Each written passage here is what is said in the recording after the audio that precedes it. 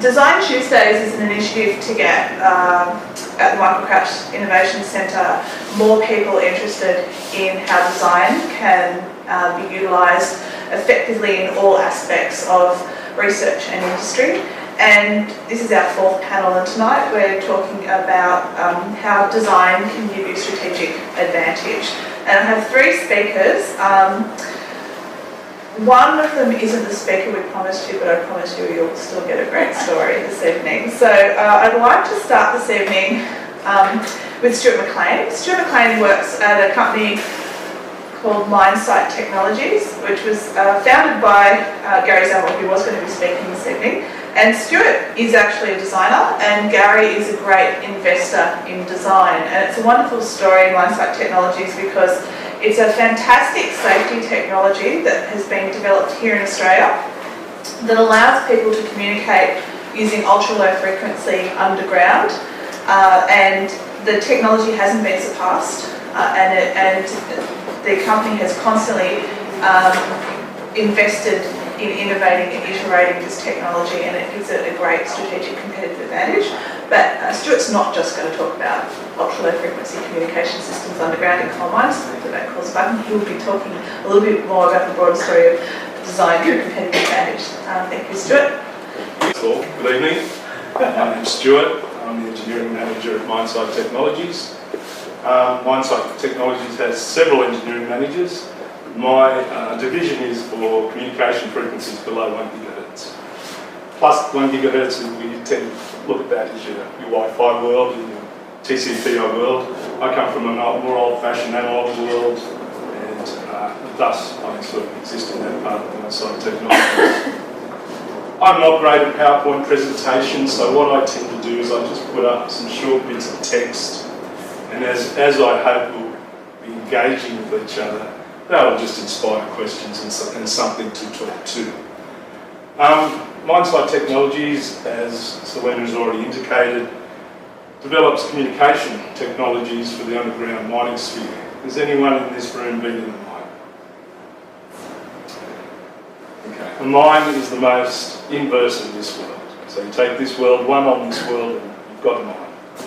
You're a rabbit warren. Anyone been caving? So it's more like a caving environment. Utterly black, machines dig out the soil, make roadways, find material, blow it up, turn it into small things, send it offshore for processing, and makes its money that way. I call myself a product design engineer. In America I would be called a packaging engineer. Packaging engineer might infer that you come up with a cardboard box and bits of foam. But what a packaging engineer really is someone who takes the wishes and wants of someone, scribblings, your own knowledge, your own experiences, and at the end of the day produces a product. And my only real joy in the engineering role is seeing that a product makes it to market. So every time I start a project, I want to see it in the market. I want to see it sold, I want to see it maintained, I want to see it grow and be populated around the globe. Mindsight Technology is one of those companies that allow me to do that. The term is, how does investment in design bring innovation and strategic competitive advantage? I only have a job, and most of us may only have jobs. When we meet that entrepreneurial character, that will sponsor you, employ you through the world of getting an idea or a design through the market. So you've heard the name Gary Zamel mentioned here. He was to speak. He gives me a phone call. He's in Israel at the moment. Yesterday afternoon he says, "Stu, can you speak at this thing at the university tomorrow?" And he's my boss, and I can't say no. So I've right up here to tell you what I can. So because it is Gary, and the subject of tonight, I think it was specifically aimed at Gary. Gary is an entrepreneurial person. He sponsors and invests in Australian technologies and ideas. And the first idea he sponsored or invested in was his own. So he started off here in the mining engineers course that is here. Spent a lot of time in the mining world. Mining world has three places. We have above ground with what we call open pits. We We had underground hard rock. Everyone can hear me all right? If I talk too loud. Drive you mad. And so underground hard rock and underground coal. And some people don't like mining, some people don't like coal. But our role in coal is really to provide safety and communications for the people that exist there. So when Gary was going through university, he met a lot of people. Again, I'm going to use entrepreneurial, hopefully not too much. But he was a guy that just wanted to do things, get things done, see things happen. And he encountered a European professor at some point, and it was in a time where coal has always had a history of deaths. So it's a trap when something goes wrong. And in a coal mine, you have a thing called methane. Methane is highly explosive gas. When it explodes, it becomes an accelerant and coal dust in the mine, and the whole mine becomes a trap for people. Next thing they do in a mine, if there's an explosion or a flood or anything, they turn off the power. So if you had a communication system sitting underground that you could use to communicate to the surface with, it's turned off. The fresh air that's going in and through the mines that you're breathing is turned off. All of a sudden, you're a trapped person. Also, when you become a trapped person, you're a confused person. And so at some point, someone said to Gary, can you devise a technology, or if you devised a technology, that could talk through the earth to these trapped miners, you could save lives. Now, for most of us, if we said, okay, I want you to develop a communication system that could talk through the earth so you could save lives, I'm pretty sure most of us would throw up our hands and go, it's impossible. So Gary didn't know what he didn't know, and that's a powerful thing, believe it or not. So when I was young, I didn't know a lot of stuff, so I wasn't scared. So I wasn't, I'd happily do things and not be scared of what I didn't know. Today, I'm more scared of doing things because now I know, one, a lot more, but also I don't know as much as maybe I didn't know back when I was young, if you know what I mean. So there's what you know, and there's what you don't know, and then there's people who don't know, they don't know. So when you know, you don't know. And that not knowing actually is very powerful because it doesn't restrict you, you move forward. So Gary, not knowing, goes, I'm going to make this thing. And he knows he needs money, he gets a grant. He's got a bunch of money to go do things. He thinks, oh, well, who's going to help me do this? And is anyone here from the CSIRO? Good. So he goes to CSIRO and tells them what he needs to do. They have a communications division, they've come up with to protocol and all sorts of things with regards to communication. Very smart, very wise men. And they start looking at a system that could do this. When you look at a system that can do this in the beginning, it's really all maths. So if you know anything about communications, there's a thing called link margin, what frequencies are penetrating to the earth, what distances can we go, what rates can we communicate, all this sort of stuff. So they start doing algorithms, protocol, and all the maths associated with trying to achieve a communication system that can work through the earth.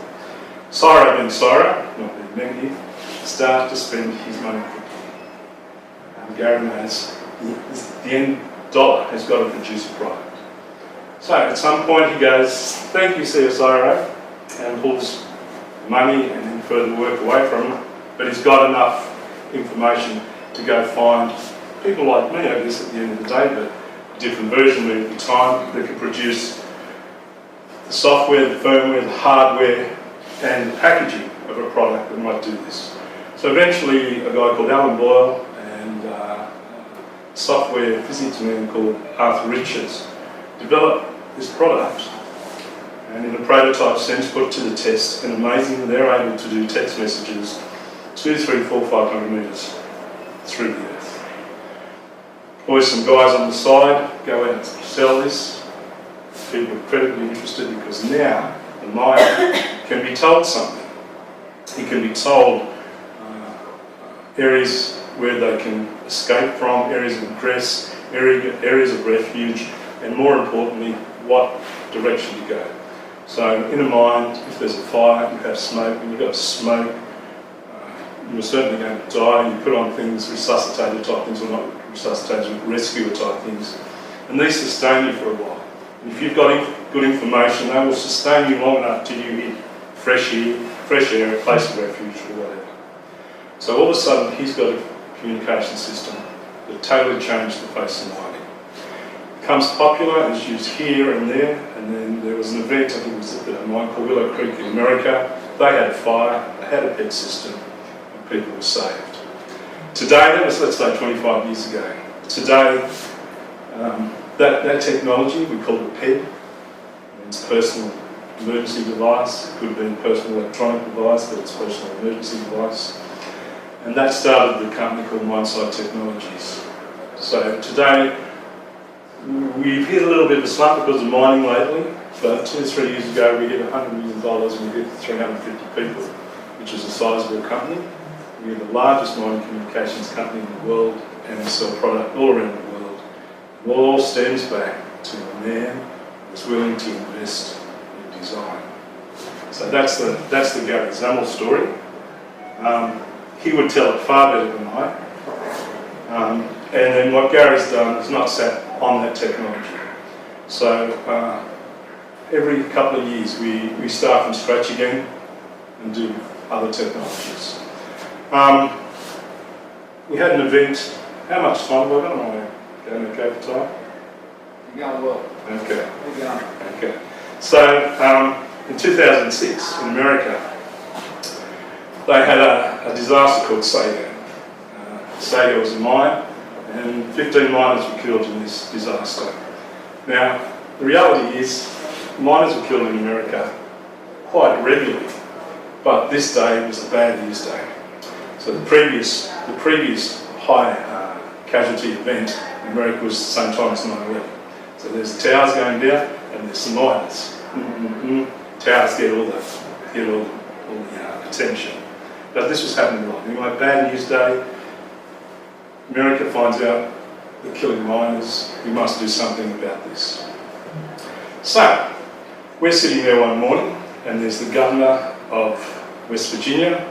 He's sitting at a press conference, and he's got 2 pieces of equipment in his hand, saying, my miners had these pieces of equipment, their lives would be saved today.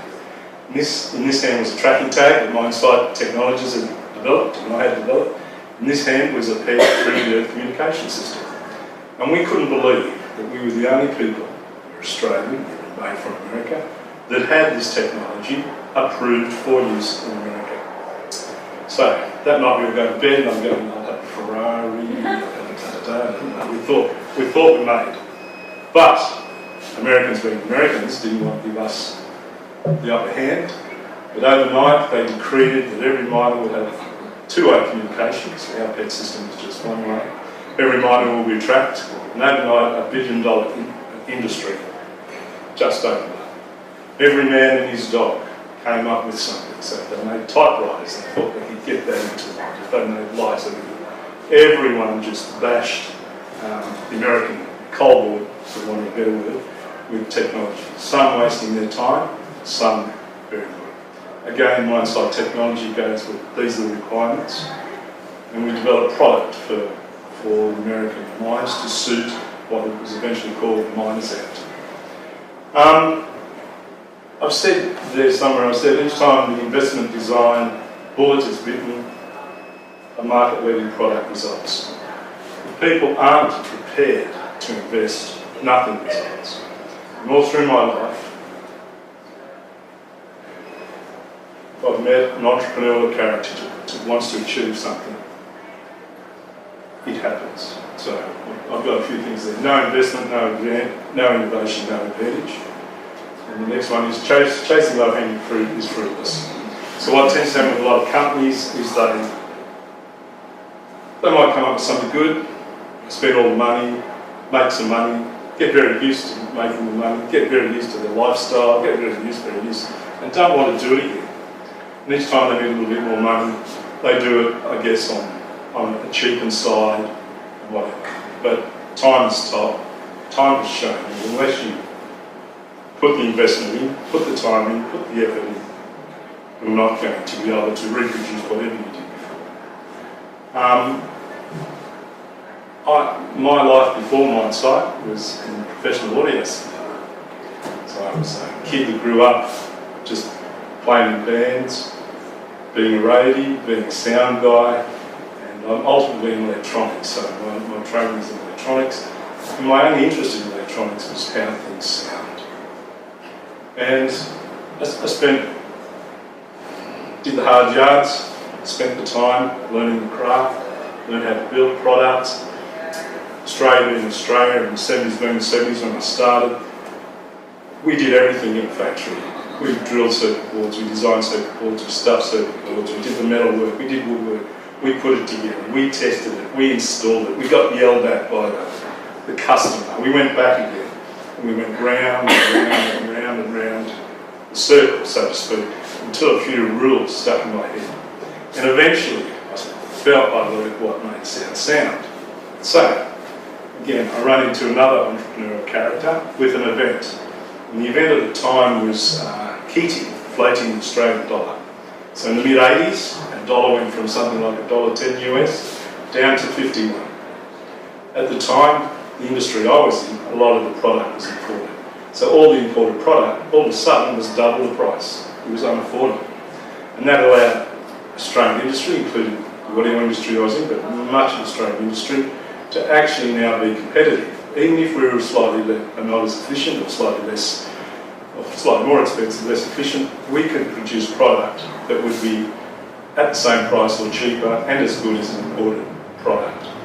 So that's the day I learned I could make decisions, because I left one company, went and chased this dream with another entrepreneur, left in a room to make decisions and design product. And a fairly large weight on my shoulder, in the sense of this guy's spending a lot of money on me. His wife, his house, everything is resting on me. And I learned in that very short time on how to make a decision. And I just think that's an important thing for you all to hear, especially the more youthful and student base. Making a decision is really important. Procrastinating, no good. You've got to move forward.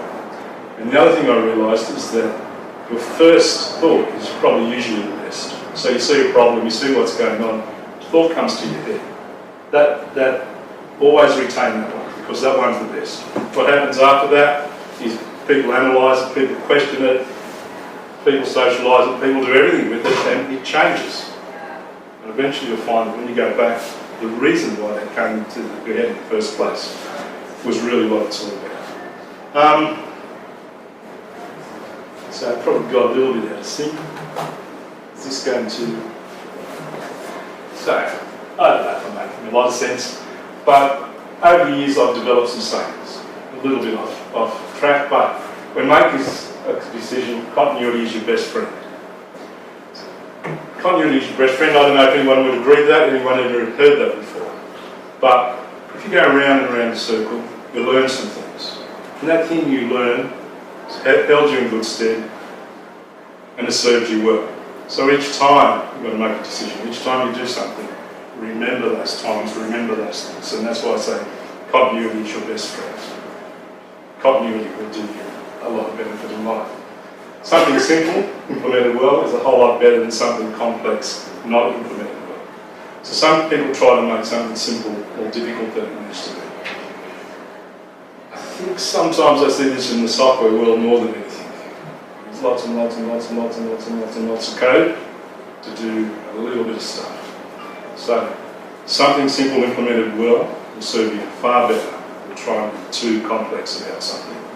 It gives ultimately a poor result, either in the need levels of support, failures, blah, blah, blah. Observation is a powerful tool. Half of what I know is from observing.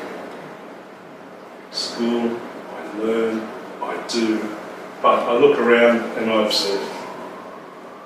Whether it be people, whether it be machines, whether it be materials, or whatever it is, just looking at it, thinking about it. And one day you'll go, yes, that's right, they did this, they did that. So observation is powerful. And then the next thing I've always said, might sound a bit silly, but we could develop time travel, but if you can't build it, what's the point? So all that really means is that someone like me at the end of the day has a wish to get something into the market I have to design a product in such a way that people can actually build it. It's buildable with low skill, it's buildable with low levels of everything. And the low levels of everything is ultimately simplicity. So, though we could develop time travel, if you can't build it, there's no point. So I'm a sarcastic person at times, that's a sarcastic line, but it tells the point. So if you want to be able to make it or get it made, make it so it's made. And I think I'm sort of just there. I'm done.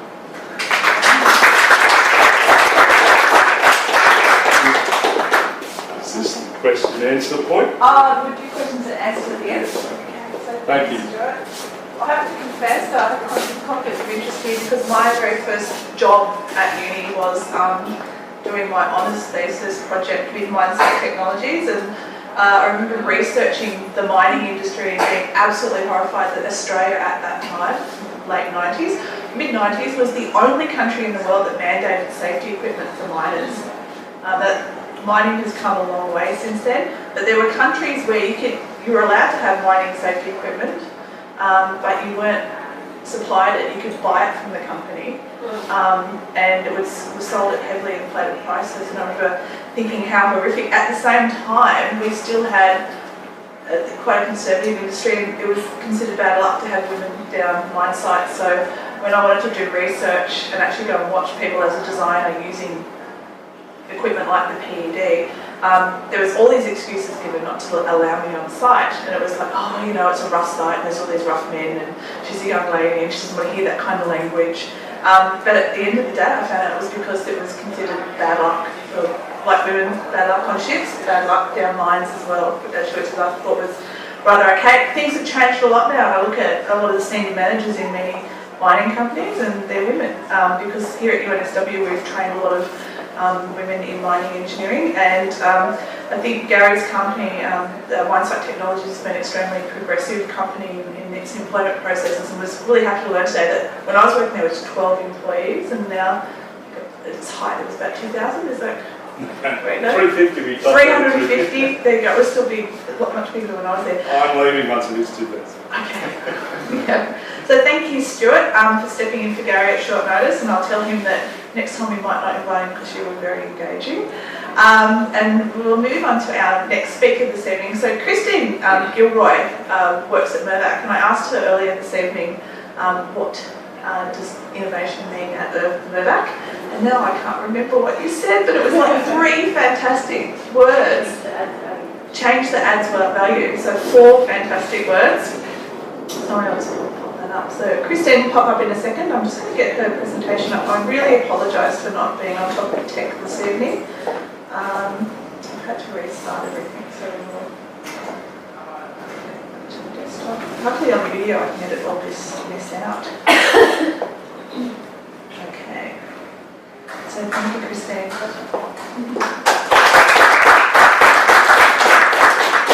Hello everyone. So I'm Christine Gilroy. I'm the Group General Manager of Innovation at Mirvac. So I run our internal innovation program, which we call Hatch. And it's such a pleasure to be here because I came to this university almost 20 years ago and did commerce, and I haven't actually been here since, and it looks completely different. So I was just wandering around, all the 70s Pebble Creek is gone, all these amazing centres like this. I was like, oh my god, this is so cool. I want to come back here and study again. So, but yeah, for those of you who don't know Mirvac, which is who I work for at the moment, we are a listed property trust. We've been around for about 40 years. There are actually 2 Mirvac people in the room here, quite coincidentally, or ex-Mirvac people as well. So we create, own and manage a diverse portfolio of assets. So that's office buildings, shopping centres, industrial assets, and then we build residential homes, master plan communities and apartments. And so what differentiates us is that we have what we call an integrated platform. So we do the whole end-to-end. We buy a piece of dirt, we design a building to put on it, we build a building, we find tenants to put in that building, we manage the tenants, we demolish the building and we start all over again. So we have that full, I guess, suite of skills and skill sets within our business. And our industry is obviously highly competitive. It's changing rapidly, which is reflecting all the changes happening in the way people are living and working and playing and doing everything.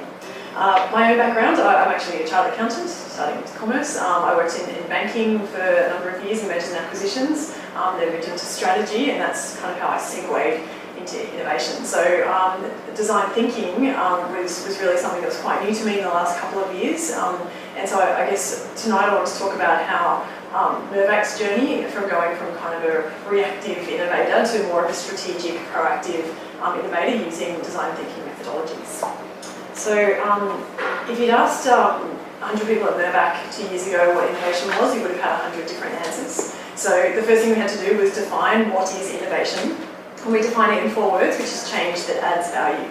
And I guess the things to take from this are it's really, really broad. It includes everything from incremental innovations of small tweaks to processes and products, right through to those big, massive, game-changing, disruptive innovations. And it's not something that I've got the latest app or the latest gadget, or I've got Samsung, so I'm innovative. It's something that's change that adds value. It's very, very broad.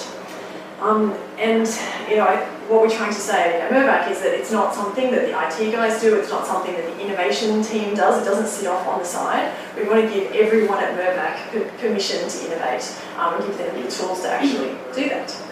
So, why is innovation important? The reason why we are so focused on innovation at the moment and design thinking, we have to sort of look at it through 2 lenses. So the first lens is we want to achieve our dreams and aspirations. We want to be the best company we can possibly be. We have some phenomenal people that work at Mirvac. Feel very privileged that we can actually work for a company where we build shopping centres where people shop and office buildings where they work, and we're building their homes where they live and interact. Then we want to do that as well as we can possibly do it. So that's the first lens that we look at. Now the second lens is a little bit more morbid, but it's so we can actually survive.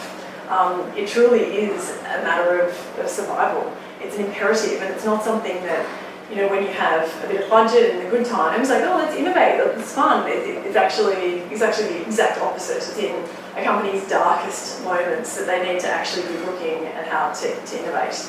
I just want to share with you a statistic, which I found quite scary. So, it is, in the next 10 years, 40% of the Fortune 500 companies will be gone. That's an old school of business. And this really struck me for a couple of reasons. The first is that it's the Fortune 500 companies. So it's not saying 40% of every company in the world, 40% of startups, it's 40% of the Fortune 500. So we're talking Walmart, Apple, Chevron, Berkshire Hathaway. These are the most successful companies in the world that won't be here in 10 years' time, which is a staggering. And if you look back, I guess, from the last 10 years and the change that's happened in the last 10 years, think about how we used to buy music. When was the last time you walked into HMV to buy a CD? Probably a very long time ago, as people turn more and more to online streaming, Pandora, Apple Music, Spotify, all of those things. If you think about the way the taxi industry has been absolutely turned on its head by the arrival of Uber, created in 2009 in 60 countries, doesn't own a car, and is valued at $50 billion. Like, it's crazy, crazy stuff. The other new entrant is Airbnb. So how could the hotel industry 10 years ago possibly have envisaged that their biggest competitor was going to be people renting out rooms in their own home? Like, crazy stuff. So it doesn't surprise me in a way that this rate of change is at such a massive pace. But what we want to be sure of at Mirvac is that we're not in this 40%, that we're in the 60%. And the only way we're going to do that is to adapt and evolve and to change, and to acknowledge that we have to change as fast or quicker internally as the world is changing externally. So, what we did last year was we took a good look at the business. Because everyone talks about being really innovative, but it's this really elusive thing. Like, let's be like Google and Apple, but how do you actually go about doing it? So first of all, we had to be really honest about our performance in innovation, really honest. So at the beginning of last year, we sent a big survey out, honestly. We got lots of feedback from lots of people in lots of face-to-face interviews to find out where we were good and where we were not so good. And what we found was that we're really good at reactive innovation. So if we have a problem on a construction site or on an asset, we are so great at sending in the gun team and coming up with a great solution. What we are not good at all is proactive or strategic innovation. So we actually sit back and we say, let's look at the full universe of opportunities and challenges and decide where we actually want to prioritise our limited resources. Because we can't focus everywhere, and that's not working for us at the moment, this whole knee-jerk response, reacting. So what we need to do is be proactive. What we also realised is that our performance across the business was really inconsistent. So there were pockets that were really, really innovative and pockets that were not at all. Information was not being shared between those two.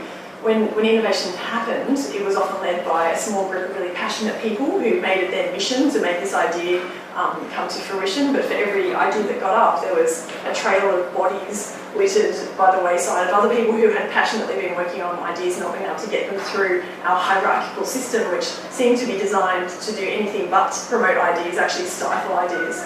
We had no resources, we had no money, we had no framework, we had none of those things. So we knew that we had to put in place a structure around strategically innovating. So we created Hatch. So Hatch is our platform to start to facilitate innovation at Mirvac and have ideas come to fruition.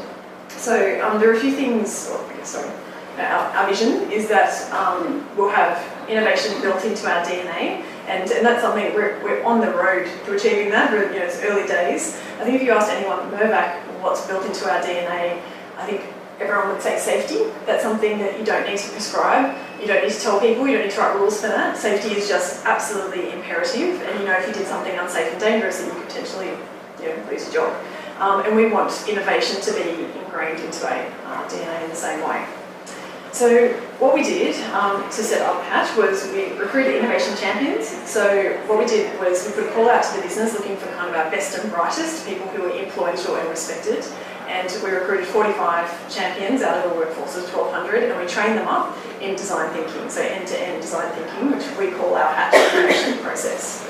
And they are a demographic slice of our organisation, so they're a mixture of seniorities, of divisions, of locations. They're not all the usual suspects who are coming up with all the ideas. It gives a lot of other opportunity to other people. So Innovation Champions was the first thing we did. It's actually our champion, so a whole bunch of people you don't know, but that was the first intake, and here's the second intake.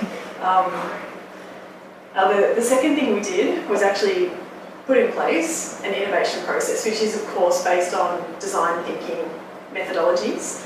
So we start with a mission, so areas where we want to actually focus, those strategic areas. We do a customer scan, so we're putting customer at the heart of the innovation process, looking for problems and opportunities that we can look to solve. That we craft into challenges, so we set very specific challenges to solve before we go to ideation, try and get as many ideas in as possible to solve that specific problem. Before we decide on a couple to progress, so we don't know which one's going to work, so we take 2 or 3, take that to the experiment phase, utilising lean startup methodology, before we get to implementation and then promoting our innovation. So that's the really 30-second version, but I'm now going to give you a 3-minute film version explaining our process as well. And this is really to help communicate, I guess, design thinking to a broad group of people. This is, we have all sorts of types and seniorities, so we needed to speak about design thinking in a way that would sort of penetrate. So we've got Hatch, our innovation heroes, but anyway, have a look.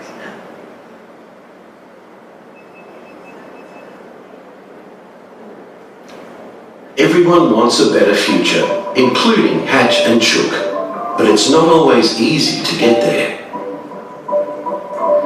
You have to be persistent. If you keep taking the same approach to make things better and it doesn't work, it's probably time to look at things differently. It's time to take a fresh approach. It's time to innovate.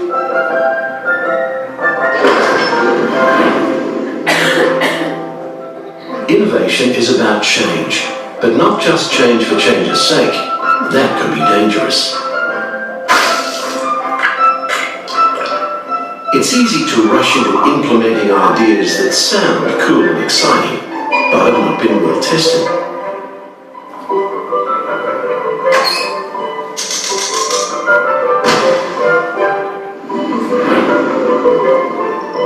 So not all ideas are great ideas. But how do you sort the good ideas from the not so good ideas without getting egg on your face? That's why we've launched Hatch, the Mirvac Innovation Program. At Mirvac, we recognise the need for innovation. Innovation is change that adds value. But why is innovation important to Mirvac? If we don't innovate, we'll become irrelevant and left behind. We need to innovate so that we can survive. We also have to innovate so we can grow in size and scale to achieve our dreams and aspirations. So what do you do if you have an idea? First, make sure your idea relates to a mission or a challenge. They're the areas of the business that are top priority. And if it does, talk to one of our innovation champions. Then let's get cracking. Sorry, I meant let's get innovating. To innovate, you need to start with an innovation mission. Missions shine a light on the areas of our business that need focus and are ripe for innovation. Then you need to scan. Keeping an open mind, carry out in-depth analysis and exploration. Talk to your customers, find out their frustrations and pain points. Identify the biggest problem to solve within the mission. Then craft a challenge using what you've learned from the scan. Make the challenge specific, clear and exciting. Something that people just can't wait to solve. Then ideate. Engage as many diverse people as you can to come up with new thinking and relevant ideas. Bring in externals to get a fresh perspective. Then it's time to decide. Narrow the ideas down to a shortlist. Carry out smart and simple experiments to test ideas leanly and cheaply. Learn from your experiments and make changes to your idea. Don't be afraid of failure, as failure leads to learning. Implement your idea. If your experiment succeeds, bring the idea to life. Then promote it. Make everyone aware of the success of your idea as well as your process.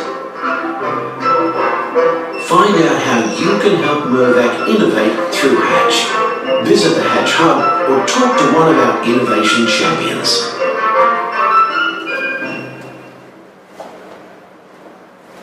That's our process. So the third part we needed to put into place was the missions. So I worked with the executive leadership team to actually say, this is our business strategy, and now what are these 8 areas of focus that we're going to focus on?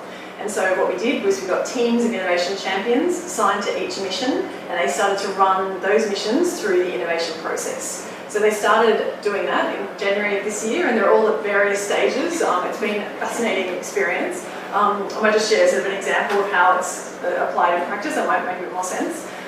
One of our missions is to extract greater value from our underutilised assets. So there's so many businesses at the moment that do exactly that. They look to, actually you were talking about one of your students using capacity in the satellites today. If you think about car sharing, when you have this asset that sits there for 99% of the time not being used, can you get more value out of that? Airbnb is the same. You've got a room in your house that you're not being utilised, so can you get more out of that? So we wanted to cast this lens across our portfolio and see where can we squeeze more from what we already have. And what immediately jumped out when we looked at our balance sheet and then assessed it across a criteria of what makes an asset a good asset. Certain assets just jumped out as underperforming. One of those asset classes was office buildings that we had earmarked for development or sale. So if we knew that we were going to demolish that office building sometime in the next 18 months, you can imagine the tenants would start to move out and you'd end up with big vacancies, 4 or 5, 6, 10 floors, a space that sits there, perfectly good space, but it will just sit there for up to 2-3 years, but it's an uncertain period of time. So you don't know, you can't lease it in the traditional manner. So that was a good problem that needed to be solved. So we put that challenge out to the business. We said, how can we breathe life into dead space earmarked for development or sale? So people could put ideas in through our website. We had ideation sessions, lots of stimulus. We came up with 100 ideas, and then we selected a couple to progress. One of the ones we're progressing is using those spaces for artistic purposes, which aligns, so we're actually at the moment talking with some Indigenous groups and also disabled artists, because that is consistent with our corporate sustainability strategy. So we're sort of like creating value there, creating value for the artists, so we're looking to see as much value as we can create from this excess capacity. So at the moment we're about to run our first experiment to test that out leanly and cheaply in a bit of a prototype. We're going to do it in the lobby of one of our offices, which is also an office lobby, that serious underutilised space just sitting there, and run some experiments and go from there. So it's a very exciting time for Mirvac. We're still at the beginning of our, I guess, our structured approach to innovation. You know, we've been innovating in more of an ad hoc way quite successfully for a long time, but you know, we know that that's not enough, and if we want to make sure that we are in that 60% of companies that's going to be here in 10 years' time, that we need to focus on this. So it's very exciting, and I think that's all that I have to share.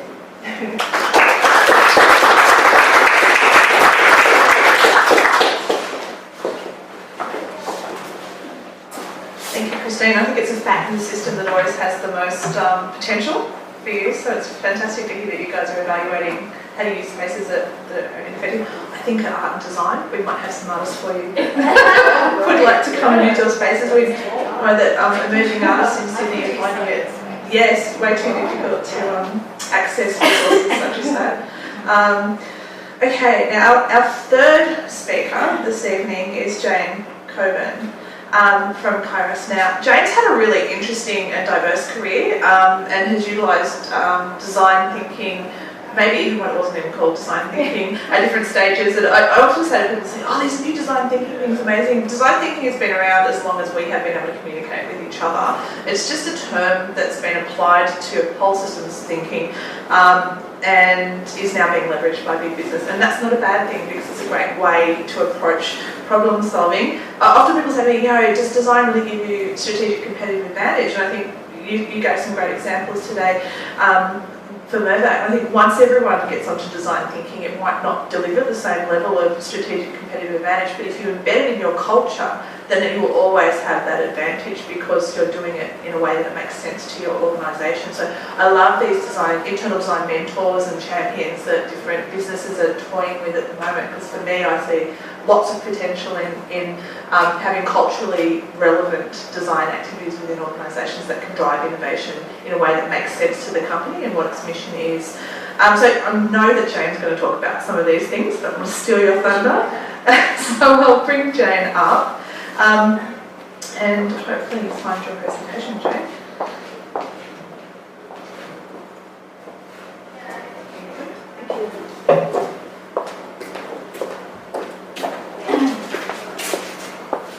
Thanks very much. Can everyone hear me at the back? Because I'm a bit of a little voice person. So thank you for having me, Selena. We've all spoken about our backgrounds. We've got a sound engineer, accountant. I'm not going to say anything about that.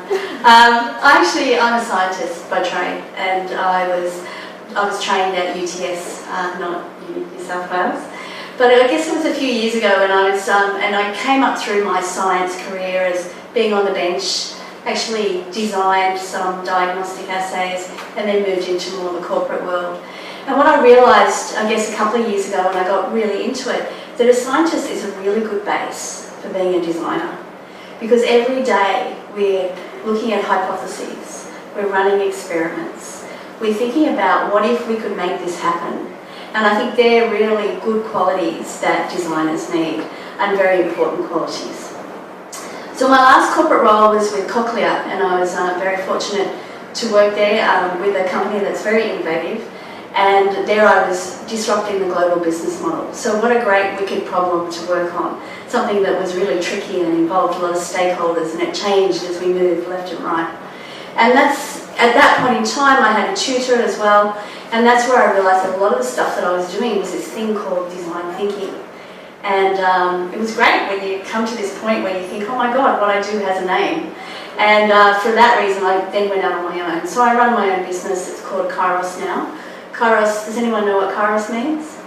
No Greeks in the room? Kairos means the opportune moment in time. And I really believed when I left Cochlear that this is the real time when businesses have to look at different ways of doing things. So I've been really fortunate to work with a lot of companies. I'm an industry fellow at UTS with Sarah, with the Design Innovation Research Centre. I work with Suncorp, NRMA, Coca-Cola Amatil, and work with them with programs in design, and in that way train them in how to do design, and also work on strategic problems. So problems, as Christine, mental blank there, as you mentioned. So another area too I'm involved in is health, and health, I'm very passionate about health, and so I've been working with some of the hospitals across New South Wales State. And it's great to be able to pull in this patient-centred care, which is important for all of us. But with any of them, I'm designing with them for their purpose. Like the dandelion has a specific purpose.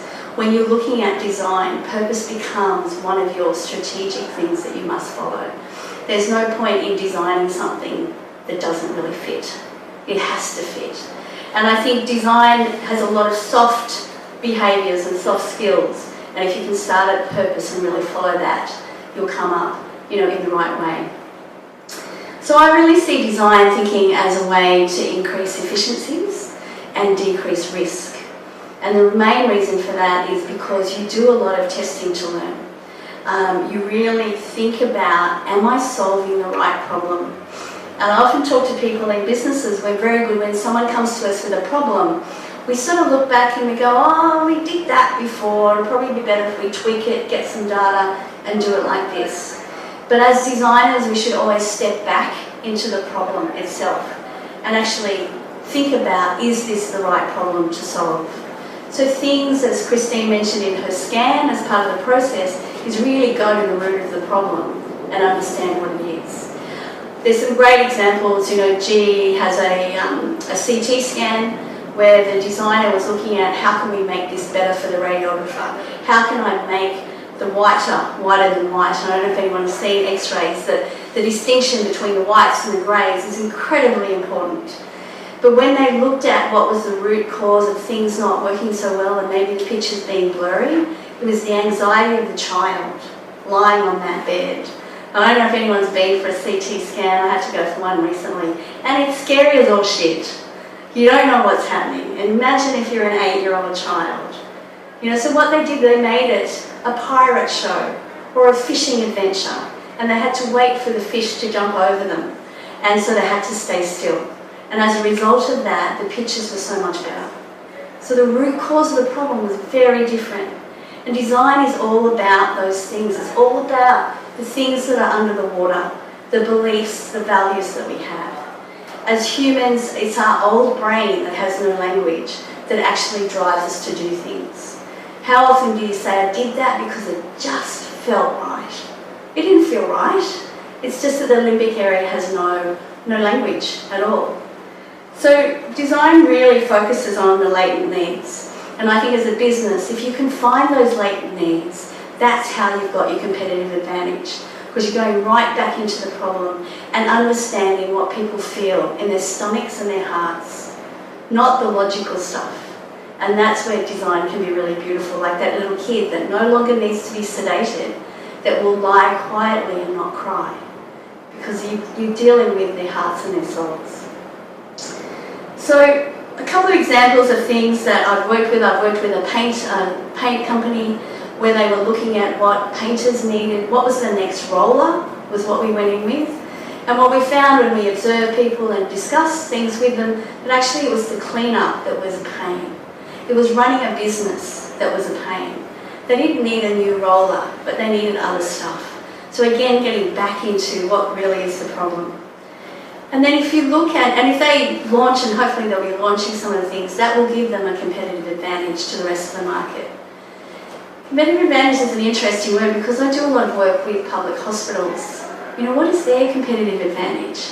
Of course they have revenue that they have to bring in, they have a budget that they have to be careful to be within, but really their competitive advantage is enticing surgeons, the best surgeons to work there, that they want to work there and deliver the best quality care. So design, and I'm working with Mid-North Coast Local Health District, where we're using design to work on strategic problems. So they're things that really are, how do we get a patient out of ED within 4 hours? How do we stop the mental health patient disrupting our normal day-to-day work? There's stuff there that's really important, and I think design and the patient experience is really where they can make a difference and drive that competitive advantage. But of course, it's not just about products and services, and this is what I really believe. Design thinking is much, much more than that, and culture has been mentioned already. It's the stuff behind it. It's the culture that you drive through people thinking like a designer, which is going to be hard to replicate, that will give organisations that competitive advantage. Organisations can replicate an iPhone, a widget, that'll happen in 6 months. You'll be first to market, but then you lose it. But if you have a never-ending culture, a culture like Mirvac is trying to build, that's how you will have your competitive advantage. And a bit like the hospitals, you will entice people to come to work for you. You'll get the best people you ever have. So being a designer is really around how you do it, not always what pops out. It's around the soft skills and the leadership skills, around those things like test to learn, collaborating across silos, just do it, and empathy. If you can build those into your everyday, you will build a culture that's very sustainable and will go a long way. I think I've been in business for 30 years, and I think over that time I've had a lot of those qualities absolutely slapped out of me. And I think all of us have, because that's not the way to work. You know, we're not actually meant to talk across silos. Things are meant to be perfect when we release them. And when I review a document, I will judge you about how bad it is. Whereas design is about that collaborative network where you're brave enough to put things out in draft. And what you get is authentic dissent or healthy critiquing that helps you to build it and grow it and make it even better. And they're the qualities that I think design thinking can bring to our organisations. And that's where the true competitive advantage lies. So to do this, I think you really need to embed design across the organisation. You can do that through projects and also some education. Telstra is trying to do it at the moment. I'm very fortunate to be working with them, where we're building an education program. But you must have the top echelons working with you as well. It just can't come from the bottom. It has to be across the top. And as Christine mentioned, I mean, typically traditional business doesn't support this way of thinking. So whoever goes out there and is determined to make a competitive advantage, we all have to be brave and put ourselves out there in this space of ambiguity. So another project that I'm working on, really to try to drive, I don't know if anyone's seen the Danish innovation steps. This is a slight slant on it, where really often companies will come in as designer styling for products. But I believe where it really sits and where we can make a difference is that design as process leading to strategy, those management relationships, where you really build design consciousness across the whole organisation. So a great example of this, I'm working with the Health Education Training Institute, and they provide all the training for New South Wales Health. They're running a health leadership program, and what they've done is they've embedded design thinking into that health leadership program. And it's such a joy for me to work with them because it's such a great marriage. Adaptive leadership is about looking at what are the possibilities, what are the visions, where do I want to go, what are the authentic conversations I can have with external stakeholders. And so and then to follow that up with doing a strategic project using a design thinking process, it's just a great marriage, and I think they really make a big difference. And what I've seen, it's really changed the way that people work with each other. And that's where, again, the competitive advantage is. So that's sort of my beliefs. I'm pretty passionate about it. I absolutely love it. I love seeing the changes that we can make. But I thought I might share with you some of the difficulties I've had. There's a top 3. The first one is, humbug, I've been doing this for years. Typically comes from marketing people. I'm a marketing person, so I'm allowed to say that. Because we own the customer, and we've been owning the customer for years. And I don't know whether you've seen this in Mirvac, but I get the biggest pushback from marketing people. I think because we're treading on their toes. We're treading on their silo. And, you know, I found that hard myself when I first got into this. I had to actually get the R&D guys to, they had to talk to customers? I don't think so. They were my property, you know. So we really had to break down that barrier. And marketing people are certainly the hardest. Working in health is interesting, if you ever work in health. Health professionals are trained to go to solution like that. These are often life and death situations, and they'll go to solution, and they believe that they have a lot of empathy. And I always would have said that there is a huge amount of empathy in the health system, which there is in the nurses and the doctors, but you know, they can look at it differently. And we're all patients in this world. So, you know, I know I am stretching the clinicians to take on a design thinking, because it's just a little bit more than what they think they should do. The other difficulty I have is executives not being on the team. as I mentioned before, if it's not coming from the top down, it's very, very hard to deliver a design thinking culture. You might deliver a project, that could be lucky, but when you come to the point of implementation, as Christine said at the end, it's got to go somewhere, and if it can't come back into the business, then it's just wasted. And the hardest thing that businesses find is the integration of today's business model with tomorrow's business model. So how do you make that happen? And that's really tough because they've got their performance engine of, you know, what happens today, the share price is all based on that, it's a quarterly assessment, and really you're telling me this thing in 5 years' time is going to make us more relevant than we are today? Sometimes it's really hard for the executives to do that. So you need people that have those adaptive leadership skills that can play in both today and the future. And so with that, it's really around being able to backcast from a future system. A big part of design thinking is that vision and like, what if we could do this? And you know, you do have to implement it. So it's very important that you can balance those two things. The great thing I love about design thinking is that aha moment. And if you're ever leading any design thinking, or if you're playing in that space and you're feeling really uncomfortable, you need to hold and you need to let it run over you and go with it. Because there will be a point when you get that aha moment. Usually with my programs, it's at workshop 4.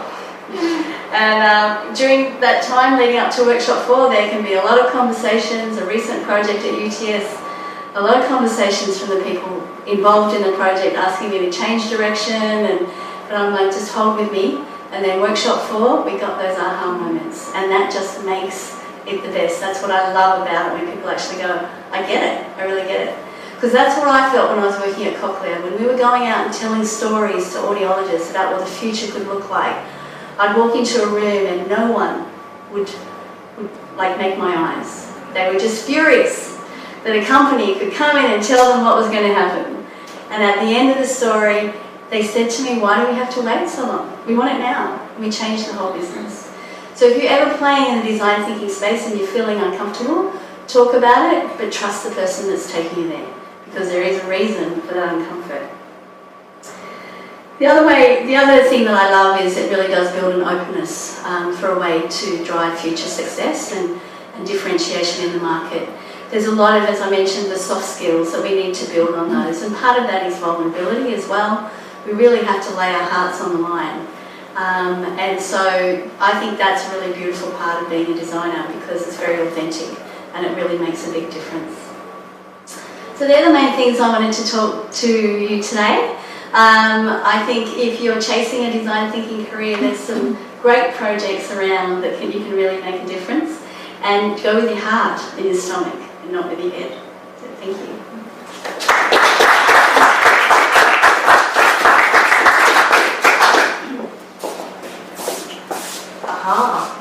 Everyone ready? We're going to ask our speakers to pop up on the comfy couch.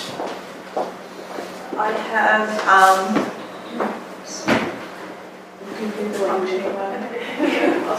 Come on, Stu. I have one for the audience. Do we have questions ready in the audience? Or I might start off with one quick question for all of you. And we've all talked about the need for top-down advocacy for design to be embedded properly within an organisation. Have you got an exemplary example of that that you could provide? I'll start with you, Jane. Yeah. You are on. Yes. I guess my example is really linked back to the Mid-North Coast Local Health District. From that, we have the CEO of the Local Health District driving the program and giving us full support. I'm not sure if you're aware, in the public hospital system, the Ministry of Health has a lot of metrics. And then they rank hospitals from 1 to 4, or 0 to 4, based on their performance to these metrics. Now, Stuart is determined to make Mid-North Coast, which goes from Port Macquarie to Coffs. There's 8 hospitals in that local health district, determined to make them the best. They're ranked at 0, which is the best. And what that means is that they're not babysat by the Ministry of Health. So design is a big way that you can do it, and yeah, we could do it without him. So you need that drive and that competitiveness, I think. I'll let you go next question. I also feel very lucky that we had the most incredibly supportive, very visibly supportive CEO. Susan Whitehouse is the CEO of Novak. But she's actually described that we do an innovation audit each year to see how our performance has progressed last year, this year. And there was a quote in there that said the biggest innovation champion at Novak is the MD. So, and the biggest issue we have is the middle layer. So our top layer is totally focused, and that has opened up so many doors. Like my job would be a nightmare without, in fact, I wouldn't want to do my job if the CEO and the senior team weren't on board. So we sort of had this grassroots movement, we had the senior leadership team, but the biggest battleground is the middle managers. So they're the ones who, they have KPIs around delivering projects on a day-to-day basis, and they're the ones who are sort of like, you know, this disconnect between the today and this time, why would I do that, I need to deliver my project.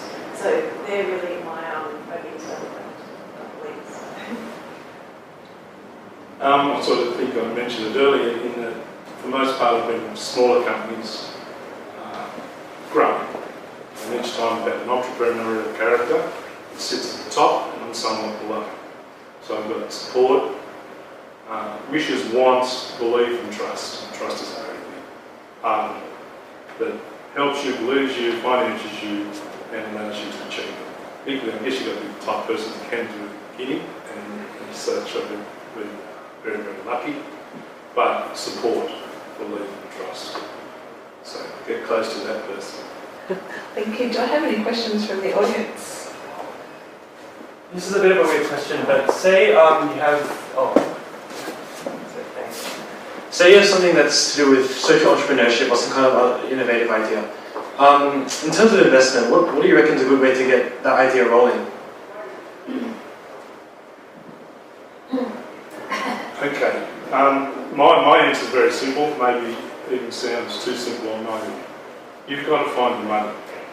And probably something that's not been discussed here tonight is the problem of money.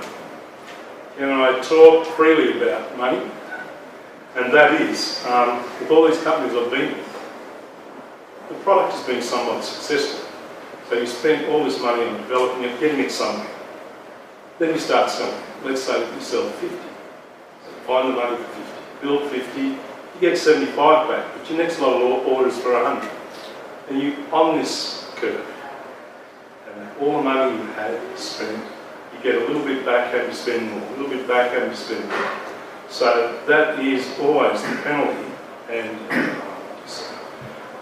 the grim reaper from Australia, for a lot of small business and innovators, because can you ever keep up with your own growth?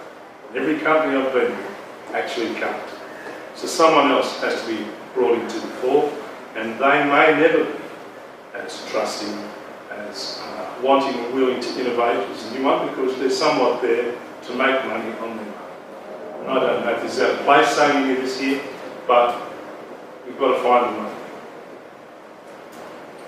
I'd like to put in on that as well, and maybe I guess take a step back from where Stuart started, because I believe that if you had a social passion, something that you wanted to investigate, there's nothing stopping you getting out and talking to people and really understanding the problem.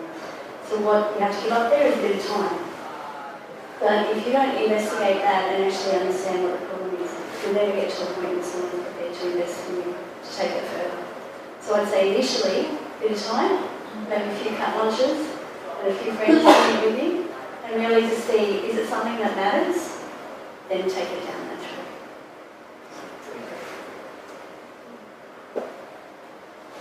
I think if you start looking at what problem it's solving, and then what other companies might be looking to solve that problem as well, and coming from that angle, so people who are also looking to do a similar thing. But I also agree with Jane, there's probably a lot of work that you can do yourself that kind of costs nothing.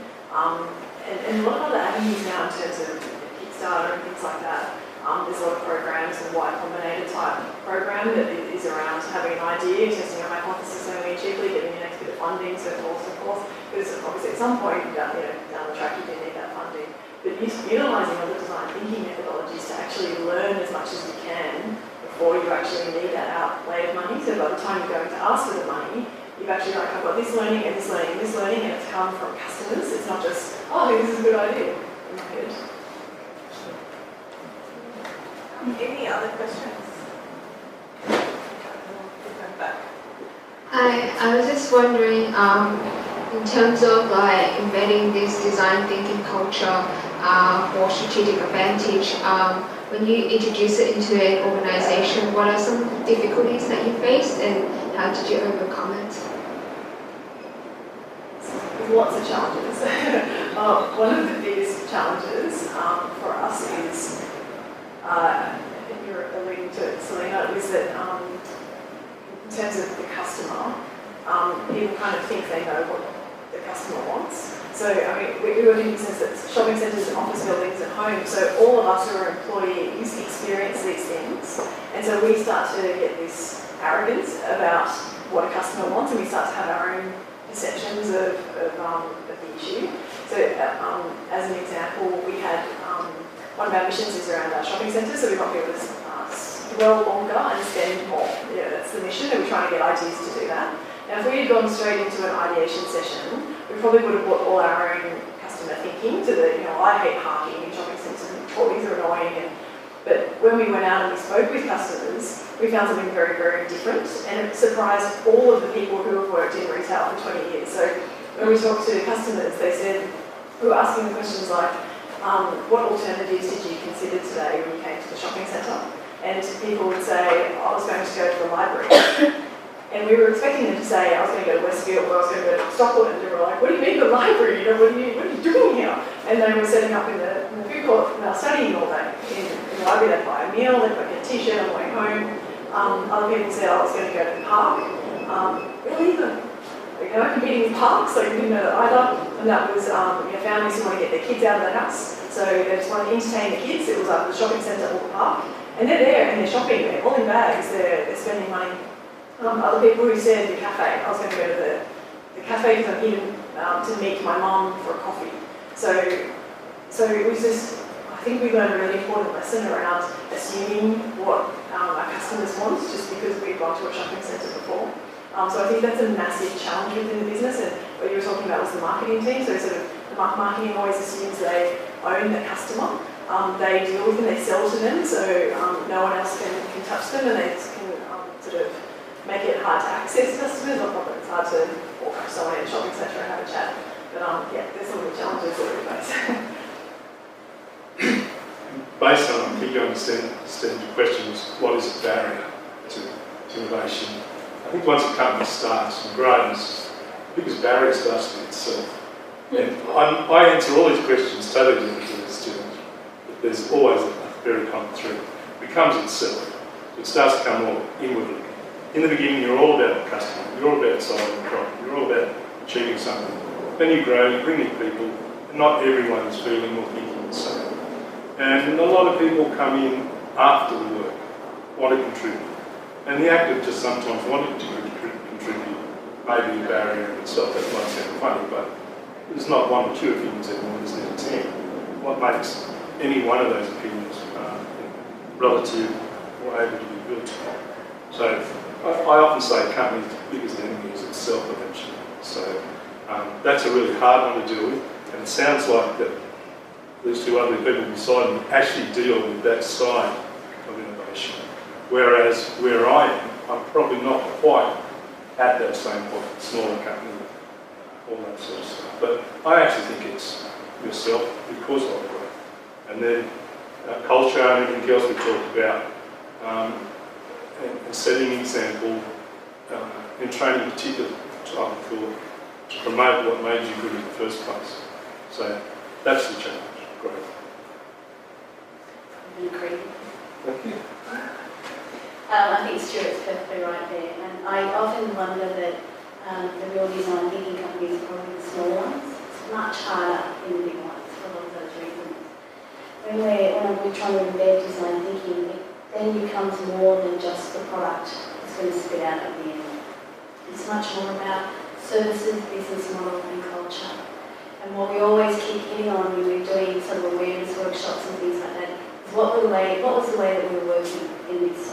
How does this tool help you work a different way? And so I think that's really important to actually embed it. People can look at design thinking as a project, but where it really exists is in heart and soul and running a business. And one of the barriers to that is KPIs. Full stop. Because they're not set up to encourage the types of behaviours. So if you can change the KPIs, you're well on your way to changing the culture. I think Victor had a question. My question in particular for Jane, but I welcome views from the other two panellists. Given the argy-bargy that you relayed to us, the experience at Cochlear internally, and given the work you've done with clients since then, do you have a view as to which particular business unit within an organisation is the most natural owner of innovation in terms of budgets needing to be allocated and people needed to be employed, etc.? That's a good question. I think, again, probably the best way is if it's coming from the CEO with its own budget. Because you really want a cross-functional team. So if it's owned by R&D, it's going to probably be technology led. If it's owned by marketing, they might not let anyone else in. So I think probably the best way is, like we're doing up at the North Coast, coming down from the CEO and it's its own budget. And it's about the impact you're going to make, not the product you're going to spit out. I totally agree. I think it has to sit outside of the hierarchy and the divisions, sort of play outside of the politics that goes on there. However, that does increase the challenges with, once you've got the idea all the way through, actually putting it back into the business. So you don't just land on their doorstep and say, here's an idea, implement it, and they're like, where did that come from? So a lot of my job is ensuring that people are informed all the way along and involved, that Hatch is something that's very open to participate in. It's not a secret club, it's not something off on the side. My view is, relative to your question, is that you end up having a company that comes to the wind looking, but you have a whole bunch of people that are sitting in the field, and they end up being the positive inputs for innovation and design, problem solving, and moving forward. In the first instance, they're put in the field to support us, but in the second instance, they're the ones that are really, they're on the ground, they suffer, whether it be compliments or negativity, long days away, whatever it might be, and from them they can draw. But they weren't put there for that purpose, but in the end of the day, they become primary important. The company itself becomes not that kind of entity. It's about achieving KPIs, producing, purchasing, warehousing, financing, HR, all of that. And all of that becomes, every company is that. It tends to lose focus on what you really do in one start. Thank you. A lot of the focus has been on the design element of design thinking. Can you share what organisations are doing to improve thinking and the mindset changes needed to embrace design thinking? Well, seeing as I've got the mic, I'd say Selena. Right? So, this is an environment to foster this. So a lot of companies don't foster, a lot of entities don't foster, a lot of things don't foster. You either lucky, end up in it, study for it or whatever, but this environment, I think, is on its way, or tries to do what you just asked. Would that be suitable? One important thing is always lots of things that you could do, but one important thing I think is encouraging people to get out of the building. So travel, go overseas, see other industries. Our industry, there could be an assumption around, but we're different and no one else in the world has anything as complex as us, and obviously which is completely absurd. There's so many other more complex industries. So traveling and just seeing what's out there, and talks like this, and just filling your mind with what else is going on in the world, so you don't have that insular way of thinking. That's one thing that's quite powerful.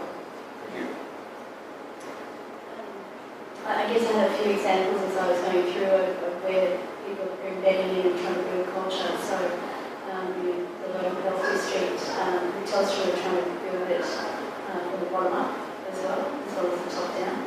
There's a lot of companies now that are building innovation labs like the facility that we're in today.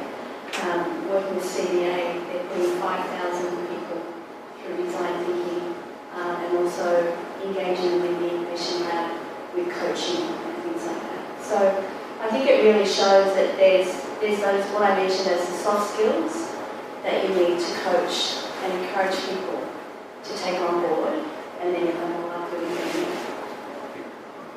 I'm going to ask a question on risk management. So a lot of companies seem to undertake design thinking process as a way of doing innovation because it is a proven or tried or true process to get an outcome that is a bit different without undertaking what would be perceived as a risky activity. What are your feelings around design being leveraged as a risk minimisation strategy?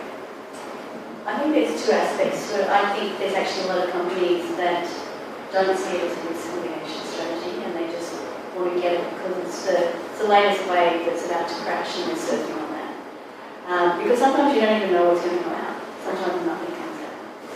The other side of that is that it is a risk mitigation strategy just because of the way that you do it. So the prototyping, the fail, test to learn, fail fast, that is a way of decreasing risk because you can have minimal investment in it before you realise whether you're down the right track or the wrong track. So I think that's really where the risk mitigation is. Again, totally different answer. So, totally understand where Jane is coming from, but we are a high-risk industry. And one of the highest risky things we do remote initiators for blasting. So we have products with people that we can kill using our product all the time. Slightly different thing. So the risk assessment, the risk assessing, the functional safety, everything we do is that when we start, apart from at the end of the day having a suitable, saleable, viable product, the whole process down that road is one risk assess.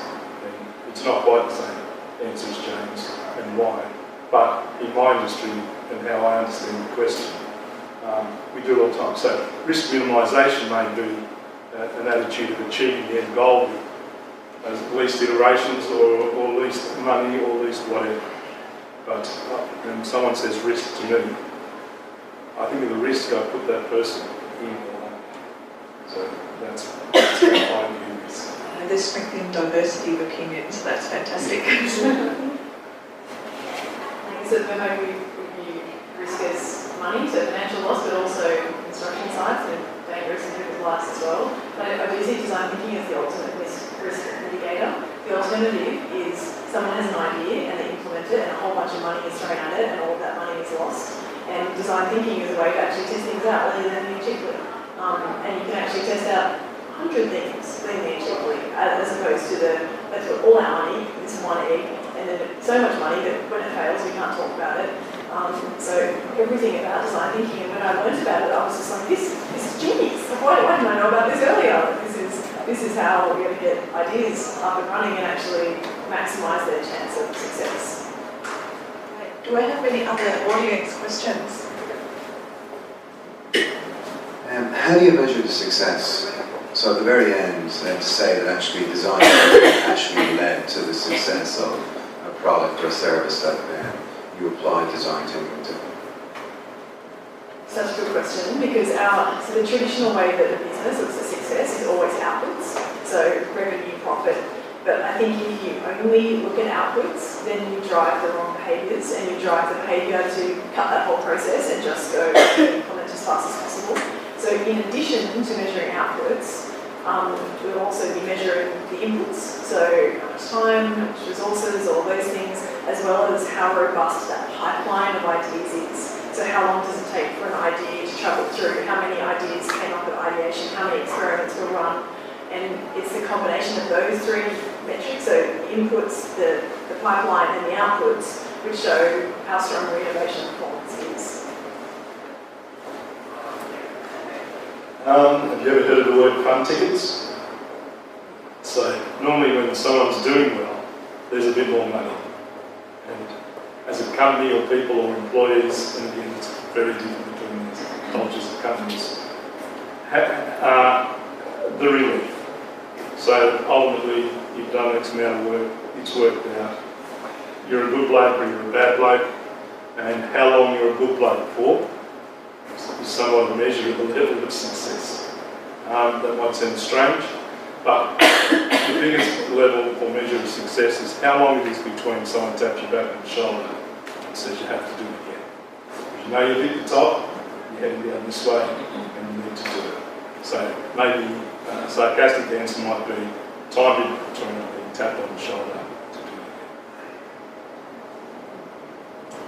again. And as I mentioned before with KPIs, I think there's a definite lack of measurement of some of the skills that should come through in organisations. With regards to projects being successful and coming through from design thinking, you've got some companies, if you really crack the problem, you actually will see a big increase in revenue and market share. So 3M actually have this sort of process, but they believe that every year 20% of their revenue must come from the new products that are released. They have this real belief in their new products. It might not be 20% or it might be 50%, I can't remember now. So I think there is a way you can use classical metrics, but then the other way is about whether you're building that culture, I think we're really lacking in measuring that. Okay, last question of the evening. Who would like to ask the last question?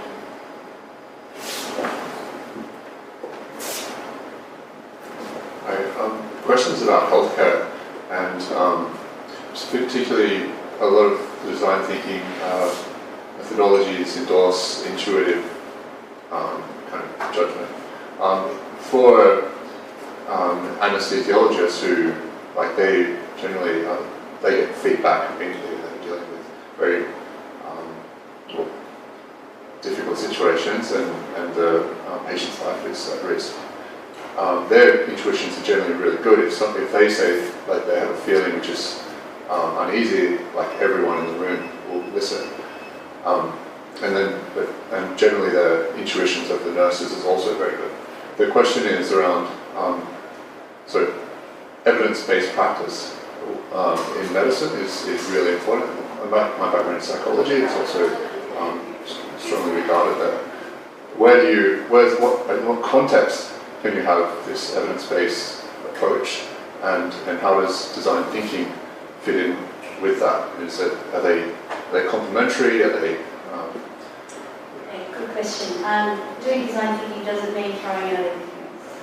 There's a lot of complementary things. When I mentioned the marketing people, it's actually a complementary way of market research where you use the skills that they have today and also design thinking tools.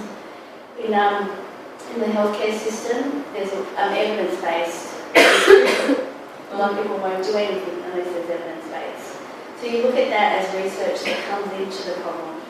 For an anaesthetist, I know I can't even pronounce the word properly, but those guys that push you to sleep, for them, they do have a lot of intuition, but if we were to look at the patient experience, it's more than just the numbers on the dial and the rate that they're breathing and the carbon dioxide level. Those things are still very important because people will die. But in terms of you looking at the experience of the whole system, you need to go wider. And so it is complementary. And this is where, as I mentioned, one of my struggles is with clinicians, because they are very evidence-based. They go to the solution very quickly. And these soft things, it's like I don't have time for this. Why should I do this? So it's about helping them to see that there's benefits of looking at things a different way, but embedding also what they know today. It's certainly not throwing out dishwater or bathing. Bathing with dishwater. Yeah, come on, you must have something to say about that. No, it's totally a different question. Well, I might just give you that was the penultimate question. So the last question of this evening for the panel is, what's coming next? So what is beyond design thinking? I'll be short and sweet. Design thinking won't exist anymore because everyone's going to do it. I have not quite tired doing what I'm doing the way I'm doing it at the moment, but I can see the change just looking in the room down the back there and watching all those thoughts and ideas being printed in front of you. When I was going through design as a, let's say, type of industrial designer, I'd draw something in pencil, pen, piece of paper, send it off somewhere, a couple of months later it would appear, and that was the only time I see it. Now I do all your 3D modelling, Inventor, a Pro E or whatever, and you send it off still, and a little while later it comes back, you guys sit there, and in the afternoon you see it. That's phenomenal. And I can't imagine that the rate that's going to accelerate and what it will be like in 10 years. So I'm old, I'd like it to stay the same, but it's going to change to a point that I won't maybe keep it. I think customer-centered design will never get outdated. I think it will probably be called something else in 10 years' time and retaught at Harvard and Stanford as a new way, but I actually think it's all about the customer. If you're not serving the customer, you won't be around. It's the only way to innovate, to understand that human side of the customer need, understand the problem and solve it. So maybe it won't be called design thinking, but I think it'll be under different guise going forward.